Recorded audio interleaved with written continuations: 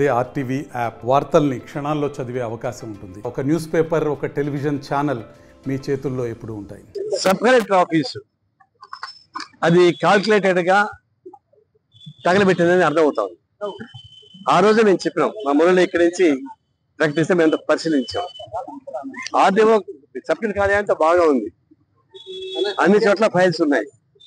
కానీ అన్ని ఫైల్స్ తీసుకొచ్చి ఒక చోట పెట్టి పథకం ప్రకారం తగలబెట్టాలి నిర్ధారణకు వస్తున్నాం. సార్ విచారణ జరగలేదు. ఎందుకన్నమాట, తగలబెడితే మొత్తం తగలబడాలి.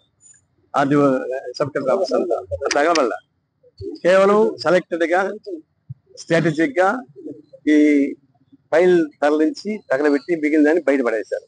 భయంతో కోర్టుకు పెట్టి స్టే తెచ్చుకున్నారు. అట్లాంటి ఎంతమంది ఉన్నారు తెలుసు. ఆ అమ్మాయి మా అక్క మనరాలు, మా బంధువుని తెలుసు కూడా అంత ఏర్పాటు చేశారు. ఇట్లాంటివి చాలా మంది తెలుస్తున్నాయి.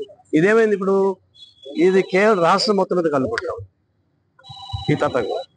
దీని మీద సరే గవర్నమెంట్ స్టేట్కి స్పందించినా మెత్తబడకూడదు. ఎందుకు మెత్తబడదు నా డౌట్ అంటే, గవర్నమెంట్ మారినప్పుడంతా సమస్య.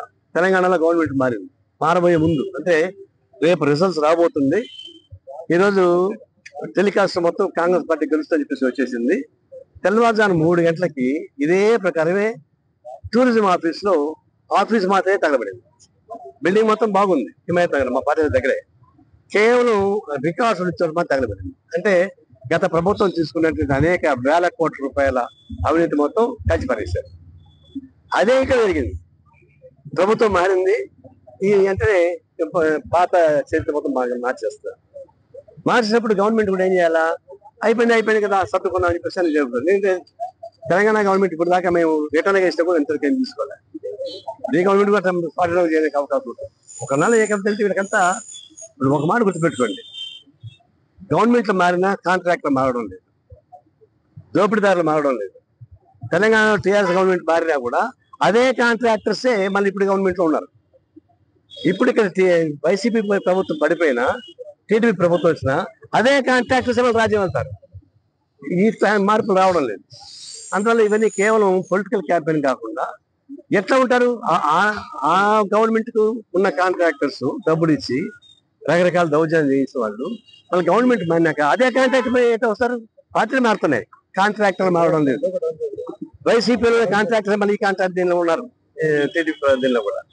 అందువల్ల ఇది కాంట్రాక్టర్ రాజ్యంగా మారే ప్రమాదం ఉంది.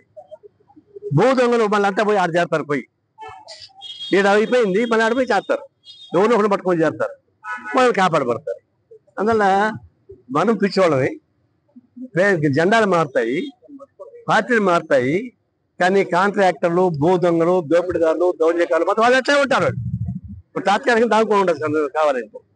అందుకని ఇది ఫండమెంటల్ గా మార్పు తీసుకురావాల్సి వస్తుంది. ఆ మార్పు తెమ్మని చెప్పేసి మేము కోరుతా ఉన్నాం. దానిపైన జనం నుంచి స్పందన రావాలి. మేము మాట్లాడుతున్నాం. ఇక్కడ తెలియని వాళ్ళు అంటే భయపడి ఇంకా ఎన్నో దానికున్న వాళ్ళు బాధితులు చాలా మంది ఉన్నారు, కొన్ని వేల మంది ఉన్నారు.